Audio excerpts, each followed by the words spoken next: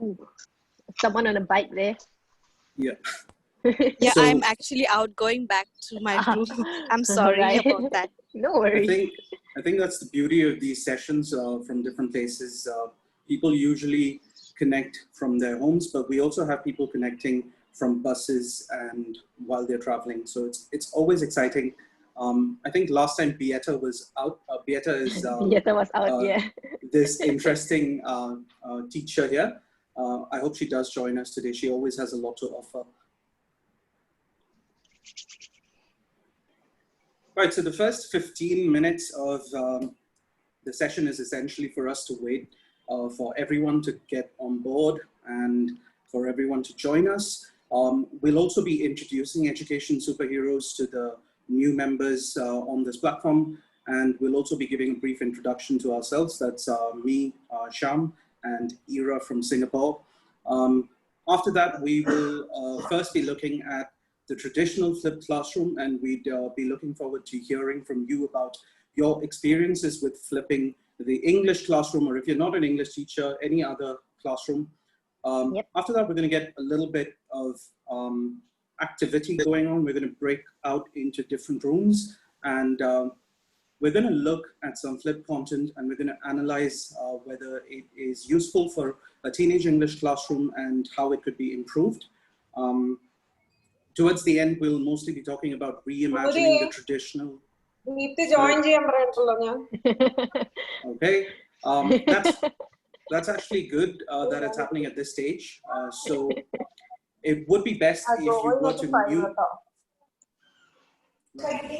Just a second. Okay. I think Ira has controls. I do have controls, but I'm trying to find out who's. There we go. There we go. Okay. All right.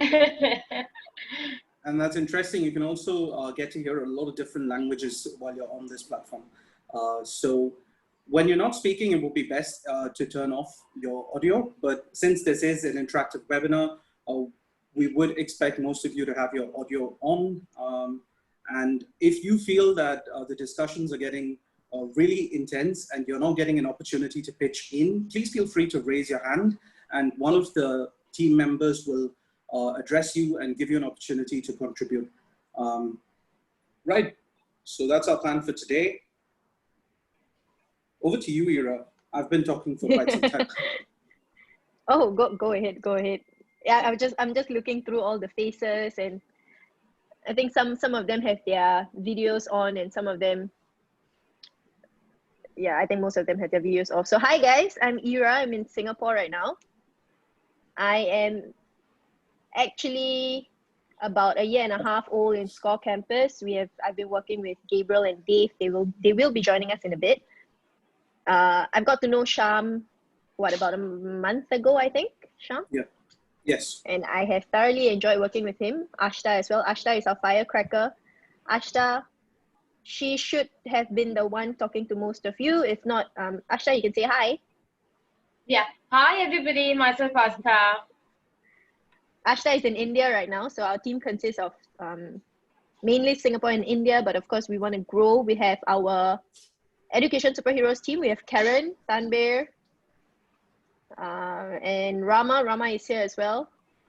So Rama, Karen, Tanbir, if any of you would love to introduce yourself, go ahead. Look at Tanbir's face. Tanbir's like, I'm not ready for this. Tanbir, can have your coffee. Yes. Hi, here I am with my coffee on Ira's request. Very nice. Normally I don't.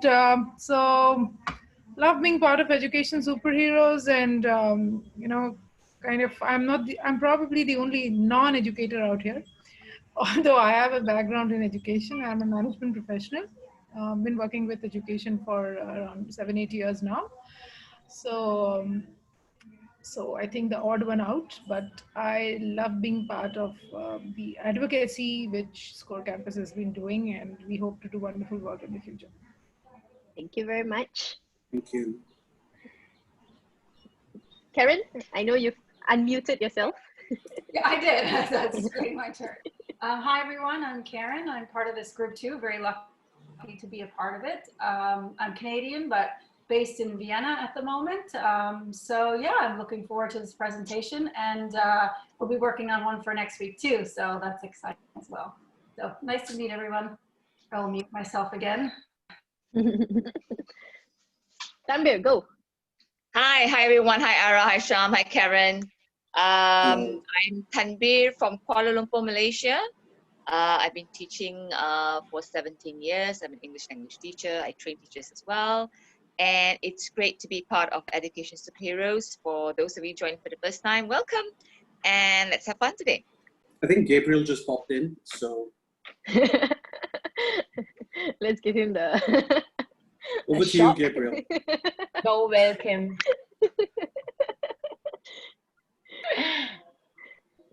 I don't think he expected to Gabriel, say hi to everybody.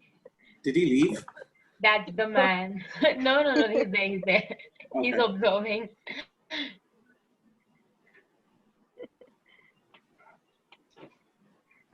But yeah, if we can have more of you introducing yourself, I think that would be very good. I think I'll go. For those who haven't met me or haven't worked with me before, my name is Subhash Nayyar, and I am an English teacher. I've worked in multiple contexts. I've worked in Qatar. I've been fortunate enough to have an internship in Qatar, which was really interesting, and that was where I started.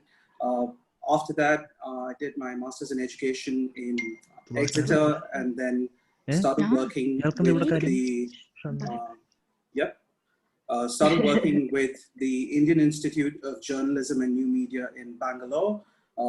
After that, I had a beautiful 2 years in Japan, teaching English across age groups and language levels. And I think that was really exciting. And right now, due to the pandemic, I was unable to go back to Japan after my paternity break. I'm a new father, so that's again something that I'm really excited about. So, you know, lots of things happening. The pandemic has really forced us onto, you know, platforms and ways of teaching that we may not have been comfortable with earlier. But I think that's why this time is really a great time for people around the world to collaborate on education, because there are new ideas everywhere. And the more we talk to each other, the more we learn about how teaching works in different contexts. So that's what we hope to do. It's not going to be a session where Ira and I are going to take over and dominate the conversation. We really expect all of you to jump in at any point and contribute. Right, thank you. Yes, very nicely put, Sham. Thanks. Yeah, so the point that Sham has said there, it's not about us just talking and you guys just listening. This session is really about you guys giving your inputs, giving your experiences, sharing whatever you've done, especially since flipped classroom and flipped learning has been out there for a few years now, and I'm pretty sure most of you have tried it as well. So I really want to hear all your experiences and everything that you've done with your students. Just noticed that Dr. Marshall has joined us. We'd sent out an email with some of the resources that she has published on flipped learning. Welcome, Dr. Marshall. Thank you for being with us here today. And it would be great if you could just introduce yourself to the group. Okay. All right. Well, I'm also an English teacher. Here's my TESOL mug to prove it. Okay. Proud member of the TESOL organization for more decades than I'm going to tell you. And I'm an early flipper. I was on the board of the Flip Learning Network for 5 years. And I started flipping back in 2011 with John and Aaron, if you recognize those names, John Bergman and Aaron Sams, and the rest of us buddies got together and advanced the cause of flipped learning early on. And I've been teaching online since 2008, but I never put the two together. I was teaching online over here, and then I was teaching in person flipping, and suddenly I'm like, wait a minute, I could put these two together. So, so in 2016, I did that, and I've been doing online flipped learning since 2016. So when the pandemic hit, suddenly this crazy lady who does this weird stuff was like, could you tell us what you do? How is it you teach again?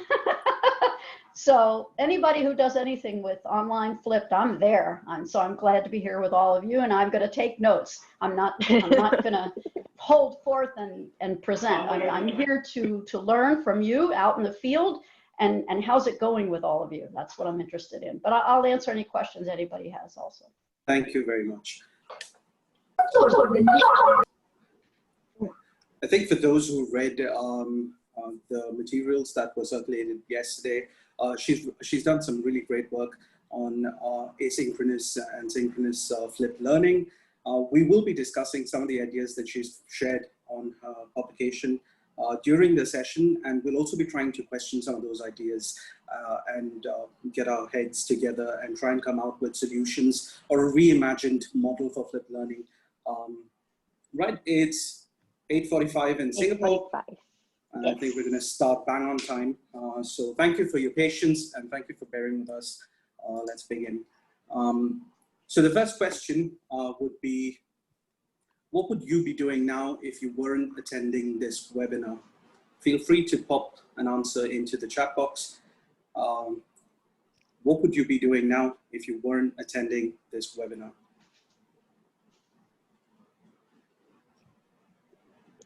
Morning exercise. Morning exercise. Different time zones. Yep. Yeah. Grading assignments online. Wow, okay. Watching a movie. Watching a movie. Reading. Unwinding. Okay. Reading Watching up YouTube. on metacognition. Okay. Probably someone planning to do their PhD. Preparing dinner. Yeah. Ashta, you probably be PhDs. eating dinner, but okay. Yeah. Okay, so wide range of things that you would be doing. Evening walk, reading with kids. So I think it's safe to say that everyone who's on here has a lot of other things to do, but you've chosen to be here for the same reason we hope that, you know, we are here, is to make some real difference in the field of education and to contribute towards our own personal and professional development, while also adding ideas that could be taken up by the community, talking with family. Okay, thank you for the responses.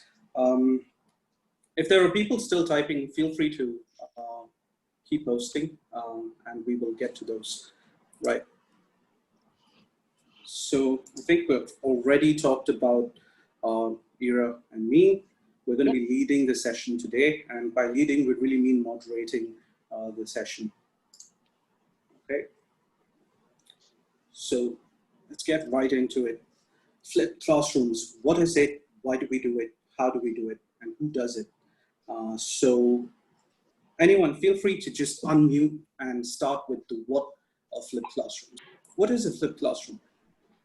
Yeah, so this is where we get Really everyone need you talking. to get on board. Yes. So for me, flipped classroom is where we sort of gain up the knowledge first and do the learning later. Okay, great. Gain knowledge first and do the learning later. It's actually instead of teacher teaches, let the child teach. Instead of teacher teaches, let the child work on that so that he can get more knowledge about it. And he will really work on that. What is the matter I supposed to go through that? And he will get it and he will present it in the class. And whatever the doubts he have, you can go back and work on that. Okay, that's an So here interesting. teacher will be the facilitator. The child will be the real teaching work. He will be doing it, and learner also.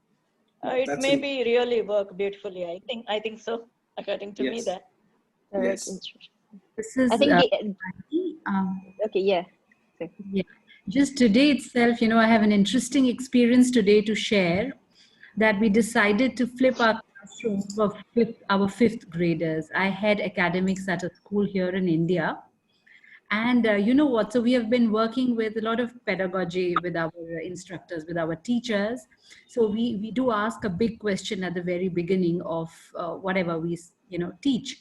And then we do a warm-up activity. So children were not given any instructions or any guidelines. They were just told that, okay, so instead of your teacher, you would be the ones who would be taking charge of the class. So it was a group of 3 children who actually taught this topic, and the topic was photosynthesis. This was a science class. And to our delight, children actually took charge and they mimicked the pedagogy that is used by the teachers. So they began with a big question. They, you know, they did a warm-up activity with everyone, and it felt so, they asked really good questions. So it wasn't that they were just teaching the content. In fact, they were using all those skills that we really badly want, you know, the teachers to follow. So today was a really good day for all of us teachers. We really celebrated the way children communicated the content. So this was a delightful experience that I thought I would want to share with everyone. Okay. This is really great because, you know, we're already talking about the big idea that we wanted to reveal is putting the student at the center of flipping. We've got some comments in the chat. So a learner-centric approach, basically flipping the traditional method, direct instructions on video to be watched at home and in class. So I think there's some audio. Yes, give me a second. Yeah, Yeah, could you, Ira, please take care of that? There we go. Got it. Thank you. Got your back. Thank you. Yep. So I'm just reading some of the chat comments that we have.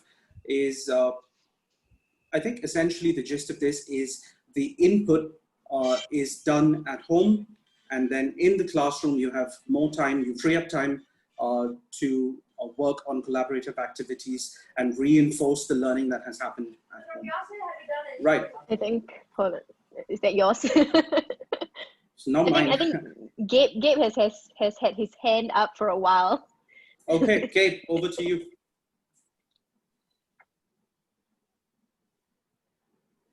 We can't hear you though.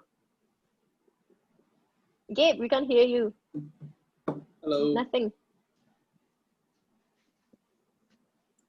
We still can't hear you.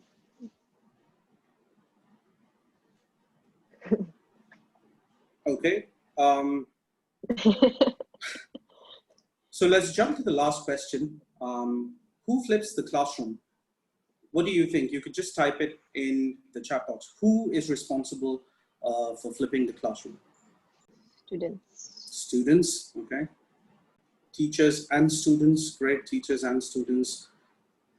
Once we show the students, they can take charge. Teachers. I think traditionally the way flipped learning was imagined and the way flipped learning is structured is that the teacher is kind of responsible for providing the content. So there's the FLIP acronym, and it's about flexible learning environments, providing a learning culture. And the I stands for intentional content that is usually provided by someone who is aware of the pedagogical needs of the student. And I think in the traditional model, so to say, the teacher has always been the center, or the provider, or the facilitator of information or content.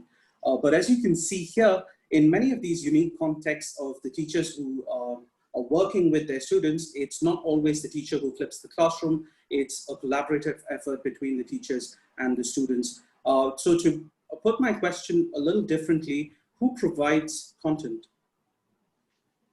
Who's responsible for that? Teacher, teacher, teacher. Okay, right. So I think there's kind of an unsaid agreement that teachers are kind of responsible for that, and that's our job to provide content that is suitable for the level of our students and that doesn't confuse our students. Great. Students could also be resource providers, okay? Students can be assigned the topic, great. So you can tell the student that we're going to be talking about this topic today. You can find resources and share it. Great. Okay, so I think everyone is aware. Teacher provides content and resources for students to conduct peer instruction. Okay, great. So there is kind of a central role that the teacher plays in providing content and in facilitating content in a manner that is appropriate for the needs of the class. Right. So we're going to move on to the next section of our presentation today. And this is where it's going to be a lot more collaborative, and you'll be broken up into groups, I think, with 45 participants today. So we could break into Four. four different groups. Yeah. Four groups, right. So we're going to break into 4 different groups, and each group will receive links to the flipped content of a teenage English classroom. If you're in a group that has an odd number, your main flipped content that you will be viewing is going to be the first one, which is titled Flip Sample 1. And if you're in an even group, you would focus on Flip Sample 2. It's just a short 1-minute video that students could use as flip content before they go into an English classroom. What we'd like you to do is watch the video, have a look at the pros and the cons, and think about whether this is useful and why it would be useful to use this as flip content for a teenage English classroom. And if you can think of ways that it could be improved, that's something that you can discuss within your breakout groups. So I'll hand it over to Ira, and while you're in your breakout groups, we'll be popping in and joining in on your discussions. Are there any questions about how this is going to work? So not for me, but I'm setting the... She's setting up the breakout rooms. So we've got the flip sample 1 and the flip sample 2. She's put up the links on the chat box. It would be great if you could open up both right away so that whichever breakout group you're assigned to, you could just have it readily available. If you're in an odd breakout group, you'd be focusing on flip sample 1. And if you're in an even breakout group, you'll be focusing on flip sample 2. Once you're done with your discussions, it would also be great if you could watch the other flip sample video. All right, Ira? All right, I've opened it up. So I think there should be a notification on all your screens right now. Hi, so did you guys see the video here? I can see Shravi, I can see Virendra, I can see Jayashri, Nazia, Raksha. Have you seen the video?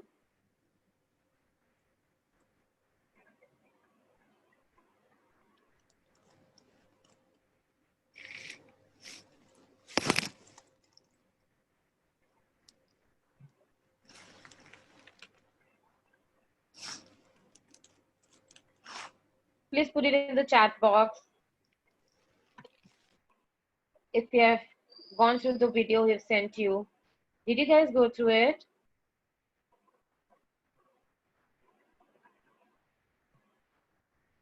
Okay, I'm sure you must be shy, but at least you can put on the chat box so we can get to know.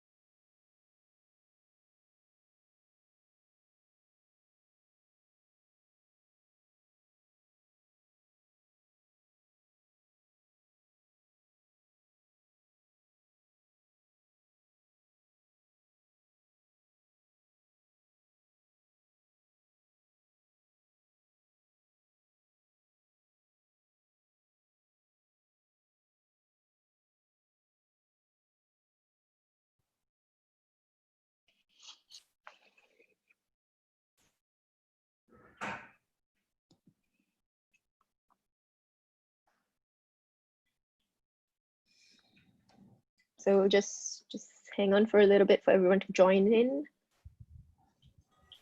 The main session, I think. Hi, Thunder. Yes, we're in the main room. Yeah, you're awaiting the rest of them. Thunder, how's the conversation in your group? Some of them had very good ideas. I think Tiru was it. She shared that if she was the minister for the day, she would get teachers to be paid to receive higher salaries and to get better treatment. I think we all vote for her. I think we all, yes. Minister of the world of education. Nice thought. Hi, Ira. Hi, who's that? Sham, Yeah, is that that's you? me. That's me. That's me. Right. We were having a good discussion and we didn't feel like leaving. So I closed it for a reason. thank you for pulling us back. And thank you for bringing us back here. We did have a good discussion about how it needs to be improved and how, flipped content has to be something that gets the students thinking, something that gets the student, allows the student to retrieve the knowledge that they've processed and apply it while they're learning. So great session. Thank you everyone in group 4. I'm sorry I couldn't pop into any of the other groups as we imagined we'd be able to. Right. So definitely we have consensus on the idea that when you're flipping a classroom, the flipped content needs to be different from your regular classroom. And it needs to reflect certain principles that will engage the students and get the students interested in learning or in even watching that video. And this has always been the problem that teachers face when they try to flip a classroom. And the biggest complaint that we often hear is, well, they haven't done the pre-reading or they haven't watched the video. What do we do now in the classroom? So there needs to be a change in the way content is delivered. So let's take a look here. So this is the next question. It's kind of related to the English point that we were discussing. Yes, if I could change flipped learning globally, I would. Could you please share some of your thoughts? You could choose to speak or add a comment in the chat box. So the question is simple. If I could change flipped learning globally, I would. I would.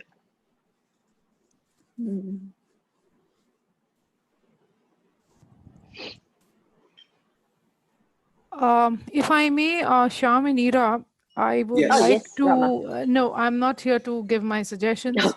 I am here to actually acknowledge the presence of 2 very eminent international educators in our chat room today, Mrs. Avneeta Beer and Dr. Subhash Nayyar, who have spent, both of whom have spent decades in education and internationally recognized people to be here. And I think if we want to talk about, flipping learning globally, I think these are the best people to talk about it at all.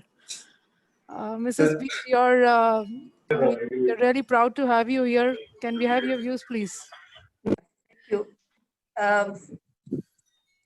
So, we we experimented with the flipped model from 2014 onwards.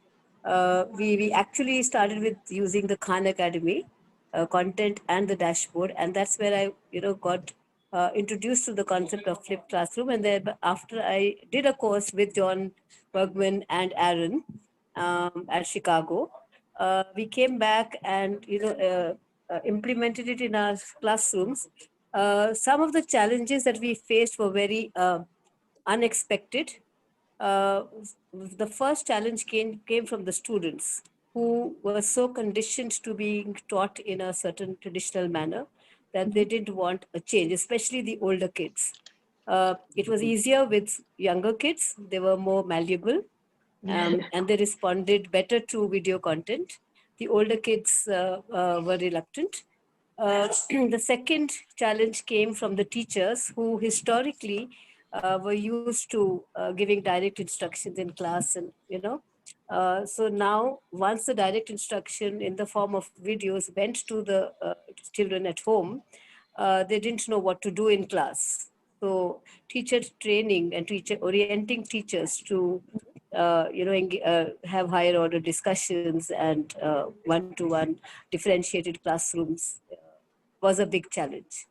So these were two, I mean, the parents were fine with it, It was the children who were a little reluctant, and the teachers had a problem with what to do in the classroom now. So yeah, that was our experience. But having said that, over the years, and now with the pandemic, and we having gone online, teachers have started to use a hybrid model. I mean, they're using a variant of flipped. So it's not as if the entire content is the entire syllabus is taught by flipped. It's that whichever topics or whichever subjects lend themselves to using the flipped model, they do that. But it's not the only thing. So it's like a combination of many pedagogies that we use. Thank you very much for your views. Dr. Subhash Nayyar, would you like to add to this?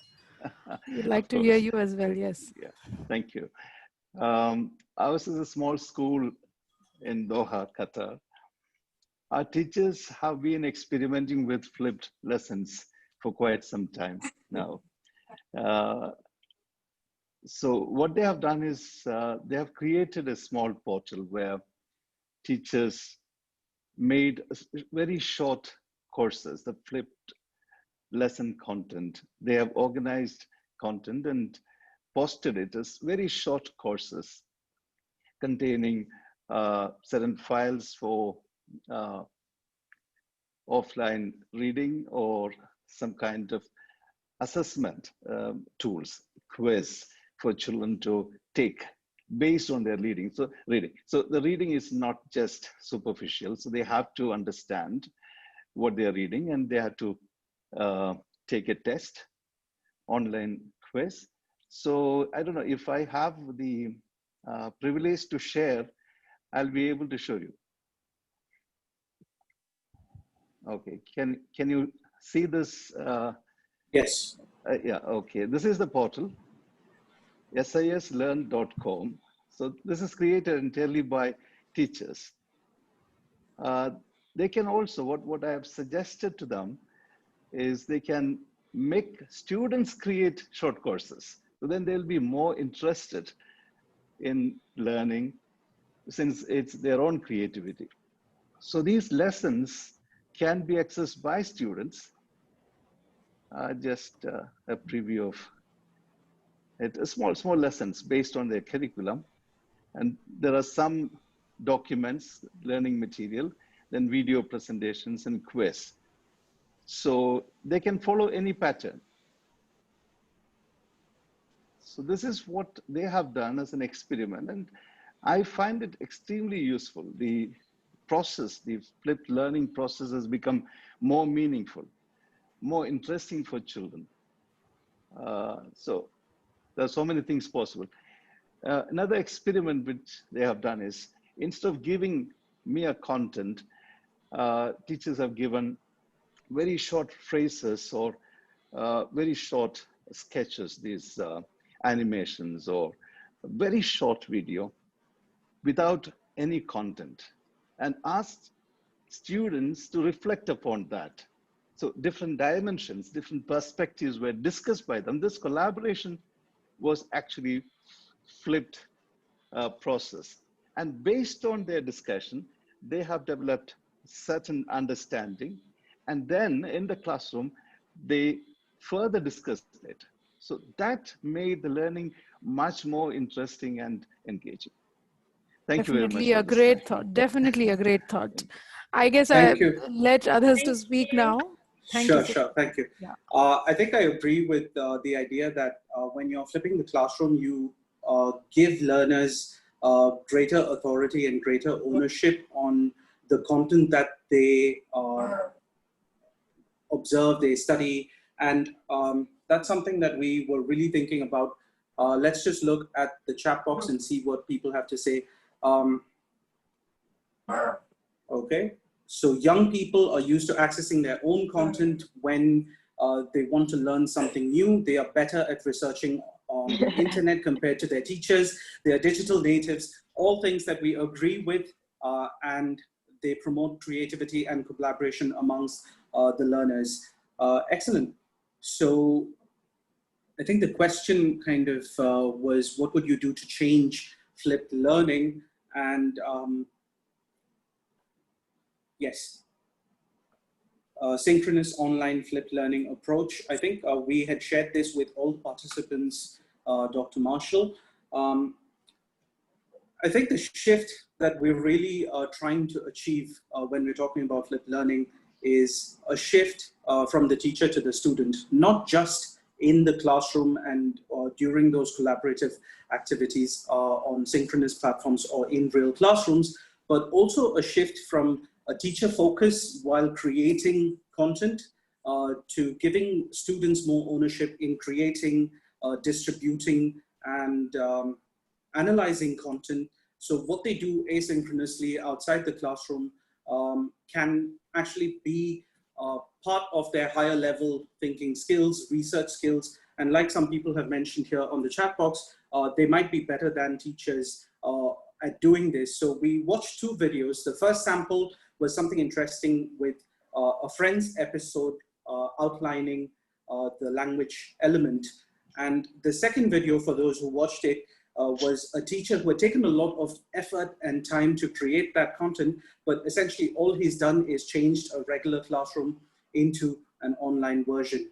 So when you have, let's say 30 kids in a classroom, and then you assign them the task of coming up with the content, sourcing materials, creating content, and using their content in the classroom, it takes care of two problems that we were talking about.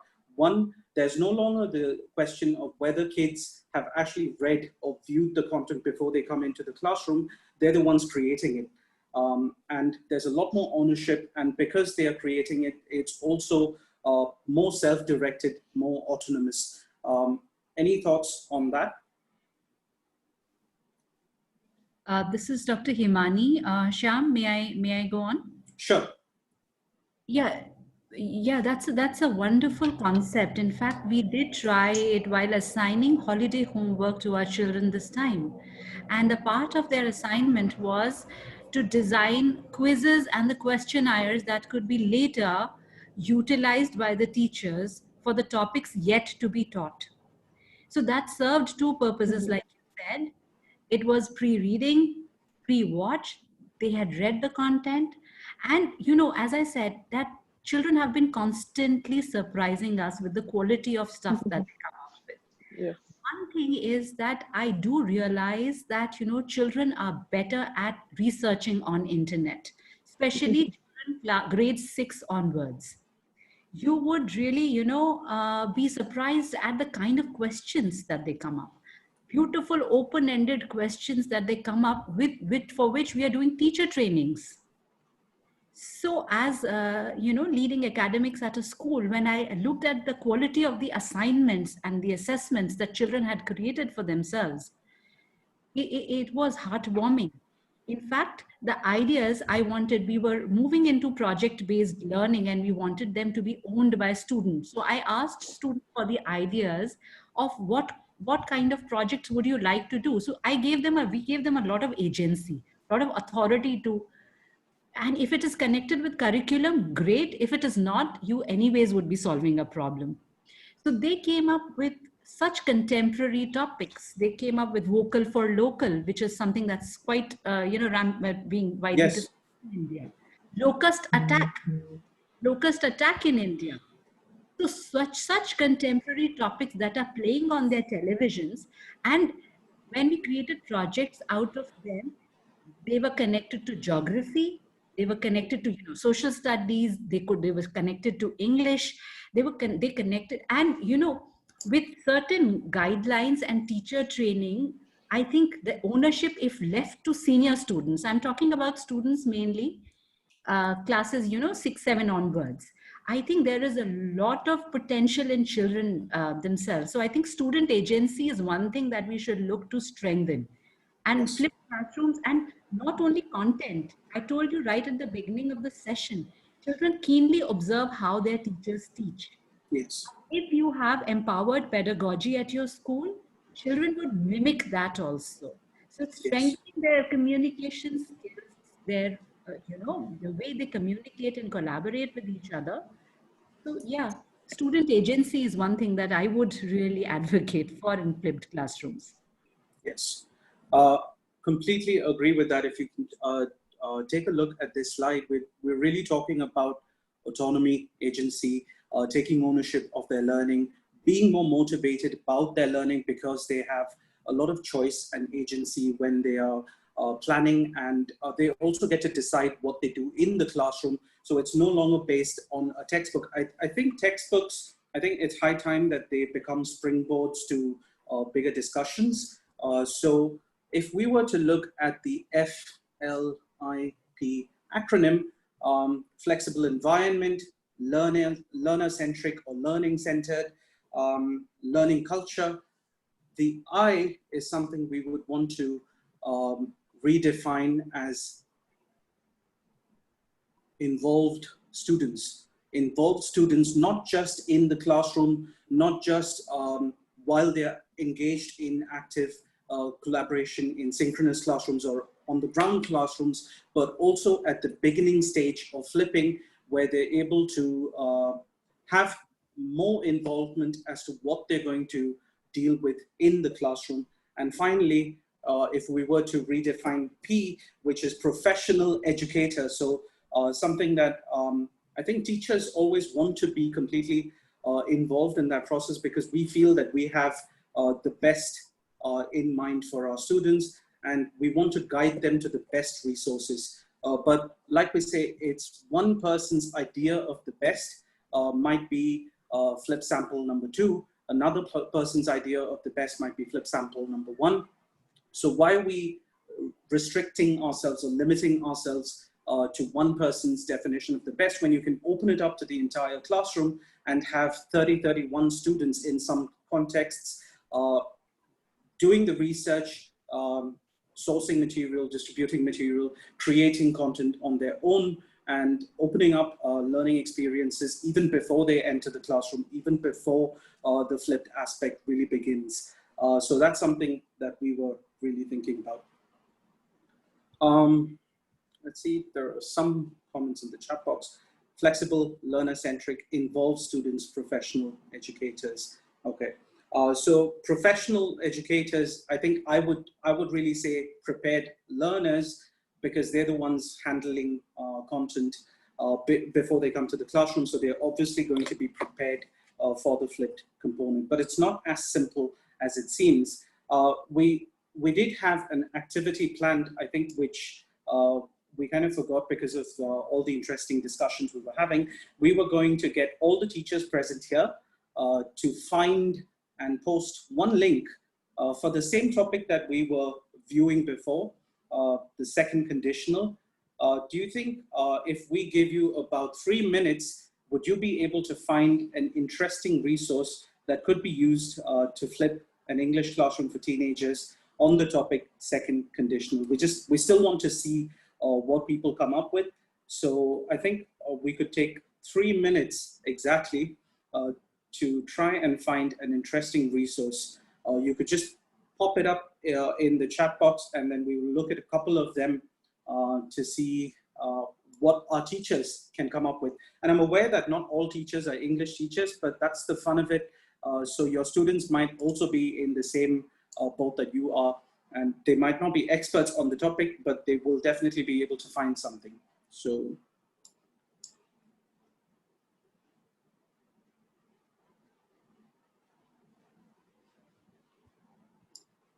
if everyone could find something,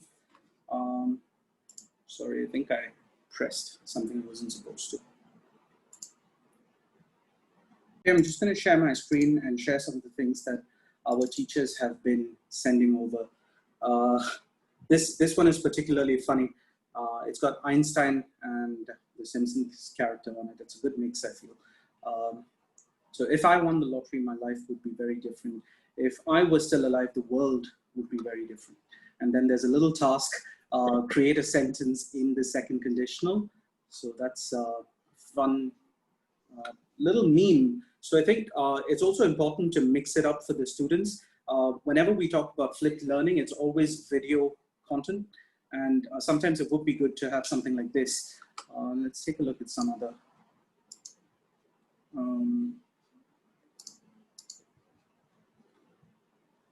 I use this to get students to start thinking about sports. Okay, Tanbir.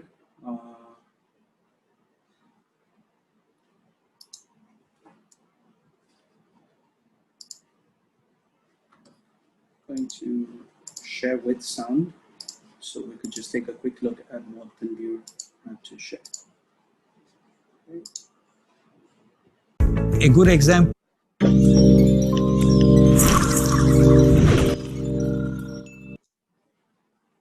About the gnarly rides and epic sales. Welcome to WatchMojo.com, and today we're counting down our picks for the top 10 extreme sports. Stop. For this list, recognized extreme sports that involve a bit of skill, technique, and intelligence. So with all due respect to the running of the bulls, which involves running and attentiveness, that event didn't make our list. Number 10, bull riding. Play the game, you take the pain, you know the dangers, and you're willing to pay for them to do what you love doing. So you think you're a tough guy, eh? Well, let's see you last 8 seconds getting your ass or twig and berries handed to you on top of a raging bull. Some people... Okay. Tanbir, do you want to say something about that?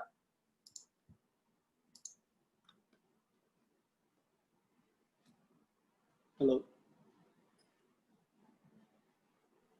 Hi, Shah, sorry. Yes. Well, I used that video. I posted it before my class because I want students to start thinking about sports, extreme sports. And when they came back to class, when they came to class the next day, they read a text on parkour. So I got them to compare how is parkour after reading the text. Compare it with the videos that they watched at home and how different different or similar is parkour to the extreme sports that they watched. So that got them to read the text and as well engage with the text and with bearing in mind that they got to then compare it with what they watched. So it kept them engaged in the reading in that sense. So I found that useful. Great. Yeah. I'm just reading the other comments while I was listening to you, Tanbir. I think there's something interesting from Julian here. He's posted, if I were a footballer, I'd never be Messi. I think I said the name wrong, Messi. Okay. Not like the adjective, but I'm going to share that video in a minute. And I think teachers often get stuck with technology, like I'm getting stuck with this technology right now, but it would never happen with students. They navigate this really easily. Okay. Like I told you, I'm not a Formula One expert, but I know about you because you're a star. So your background is not like your regular race car driver's background. Like you didn't have it handed to you. You weren't like a rich kid who had his private karting. So you had it much harder than others. Well, that's what I think. Does it make you feel, do you feel the advantage because you've had it harder and you have to overcome more obstacles to get where you are right now? No, I see it as a strength, and I see it as an advantage. You know, it was definitely difficult for us as a family. My dad had 4 jobs at one stage just to keep me go-karting, and yeah, I mean we were into a sport which ultimately was a white-dominated sport. So for us to get in, we had to put in the work. But you know, so was it your dream to do that? It was my dream to be a racing driver. Yeah, my dad, as I said, my dad sacrificed everything, absolutely everything, to make sure that, you know, food was on the table, but also that we could drive. It's such an expensive sport. So you do see sometimes there are drivers that might have the talent, but others surpass them that have more financial backing rather than the talent come through. So I was very, very fortunate that I was able to come through. And I think today that hunger that I had as a kid, driving. Okay, I think it's going to be too long, so I'm going to cut that short. And this is again something that students would be able to discuss together. What makes this video, or what makes a certain piece of content valuable in the classroom? Is it because they're interested in football? Is it because they're interested in racing? So when kids collaborate to bring things to the classroom, I think they also consider what they are interested in, and that's again an automatic motivator for the students. Thank you so much, everybody, for putting up all these beautiful resources. And if we can do this in 3 minutes, give our students a day, and I feel they will be able to surprise us with the kind of things that they bring to the classroom, already having processed all that information, ready to engage in the flipped classroom. Let me go back to my slide. Right. Okay, so we're talking about creation, sourcing, distribution, collaboration, autonomy, and motivation. And that's what School Campus and Let's Flip is trying to do. I'm going to hand it over to Ira to talk to you a little bit about a project that we have running, which is hopefully going to help us help students flip their classrooms. Ira? Yeah, so I think if you have seen the next slide, this is what Let's Flip is going to look like. So Let's Flip is our educational tool that we are actually working on right now as we speak. So what we want to do with Let's Flip is really blur the lines between the learners and the students. The learners and the creators, right? So for example, we've been talking about how the teachers and the educators have been the one responsible for content. Now we want to flip that, and we want the students to be responsible for the content as well, right? So this ad that we're working on, we want the students to take the ownership of creating content such as the one that you see here. So this is actually from me, my idea of flipping anything and everything into a classroom. So I flip netball because I'm the one who is very interested in netball, and I want to know certain questions. I want some of my questions to be answered by different people, and it kind of what do you call it? It stops.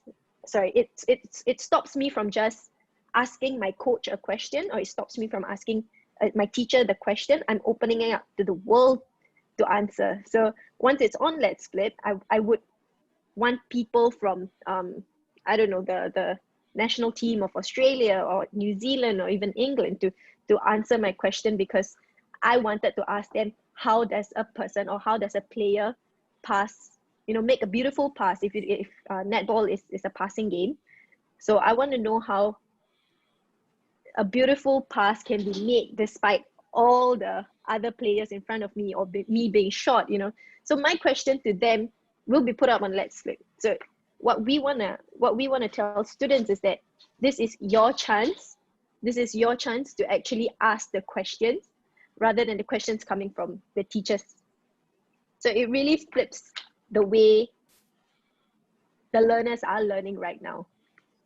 So we want to shift that ownership to the kids. We want to shift that ownership to the students, and give them that opportunity to ask the questions and the opportunity to come up with, like what some of you said, they are asking some beautiful questions that we didn't even expect from them.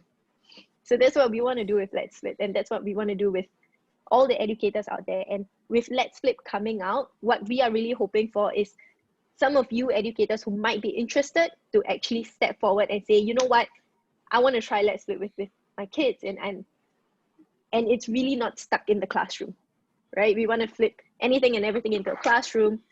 For some of you interested in extreme sports, I think Tanber is interested in extreme sports.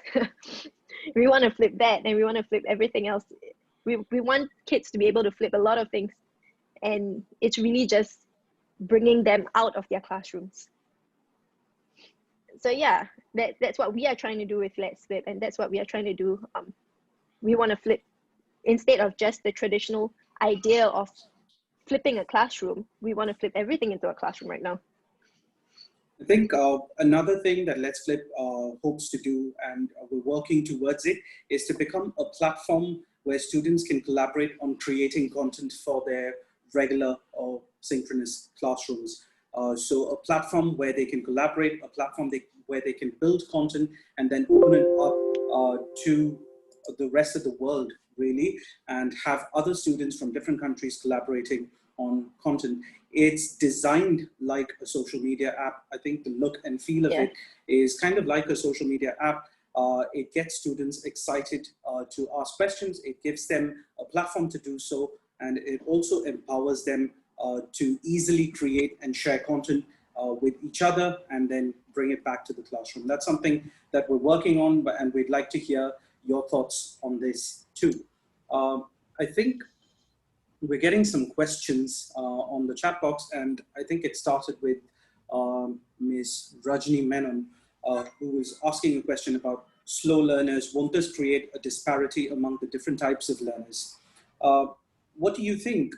Do you think opening up content creation to the students and giving them the ownership of that process, does it really limit them or create a disparity, or does it encourage them to learn together and to support each other? What are your thoughts on this?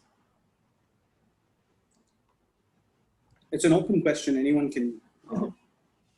This is Himani again. Yes.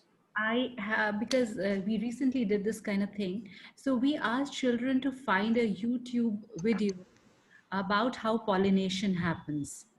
And so, as they said, that there were different kinds of videos that came to us. The learners with disabilities, or as we call them, learners on the way. These learners brought really simple videos. They were able to find videos that they could understand. Whereas the children who are bright and doing very well, they got really complex videos with even more advanced concepts.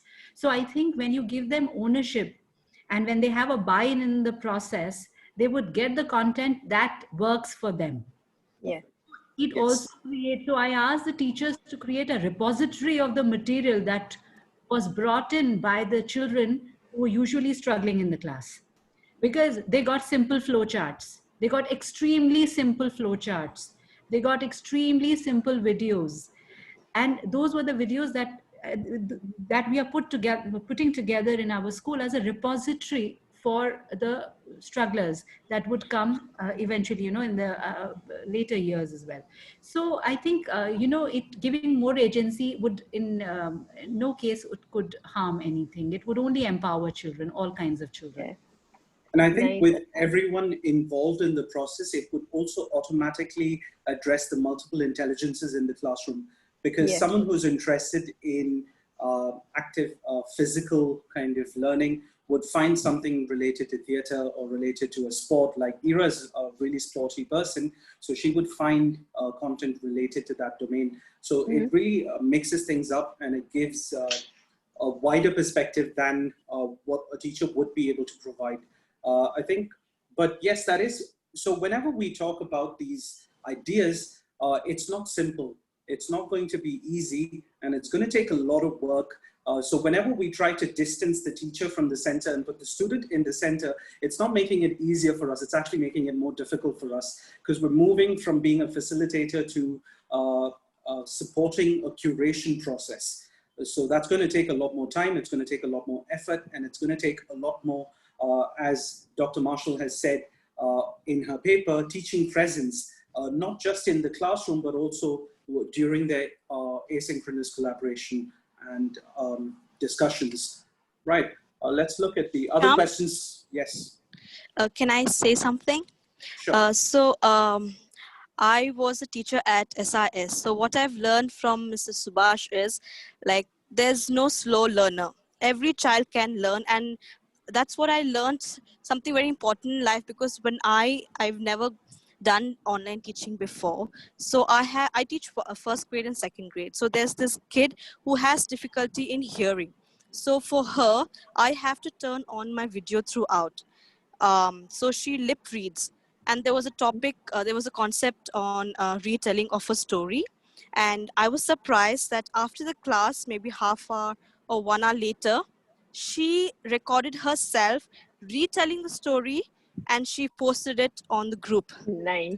So I was so impressed, and I don't tell them why I have turned my video on, because if I keep saying Gauri all the time, I did at the beginning, and then there was a kid saying, "Ma'am, why are you calling Gauri all the time?"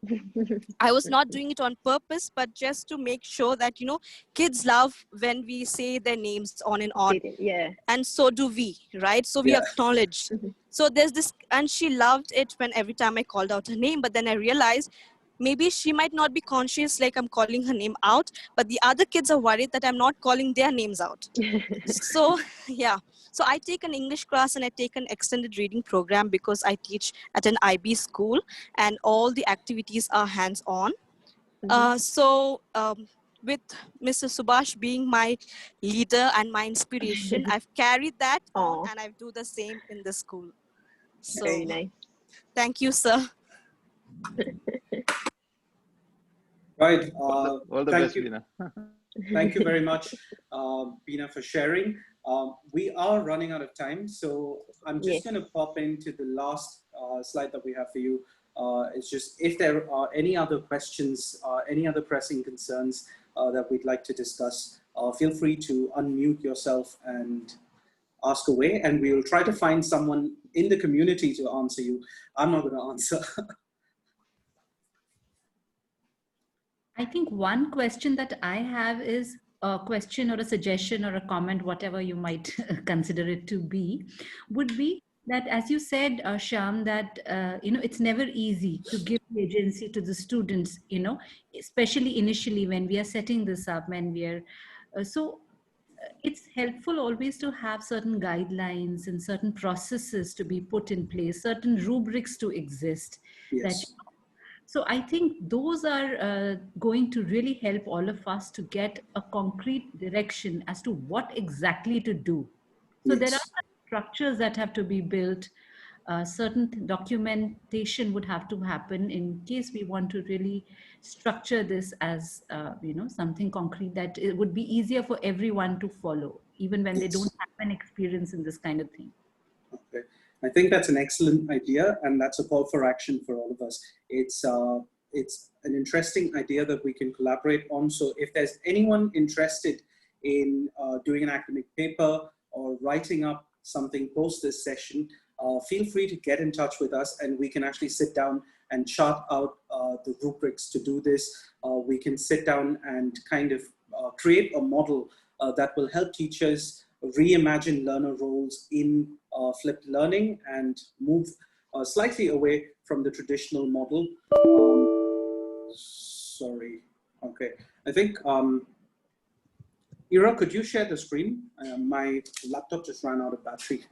Sorry about that. So where are we at? Sorry. We're just at the questions, right? Do we have to share the screen? It was just the questions. Yeah, we don't have to. So on that note, on that really brilliant note of academic collaboration, I'd want to end by saying this. Let's try this out first. Let's take it to our own unique contexts, and let's try to give our learners autonomy and try to get them to do this. And while they do it, so action research is something that we are all familiar with. While they do it, we'll be able to find out what the drawbacks are, what the challenges are, and how we could sort those challenges and create a feasible model for giving learners more autonomy and ownership for creation, distribution, and selection of content for the flipped lesson. Right, that's it from me. Yeah, Shyam, can I just add something? Sure. Since we were talking about creating content and co-curating content with children, I think, and we're also talking about putting a structure in place. One of the things that we did was to layer content. So looking at content from different aspects. So there is content which is exposition. There is content which is refutational.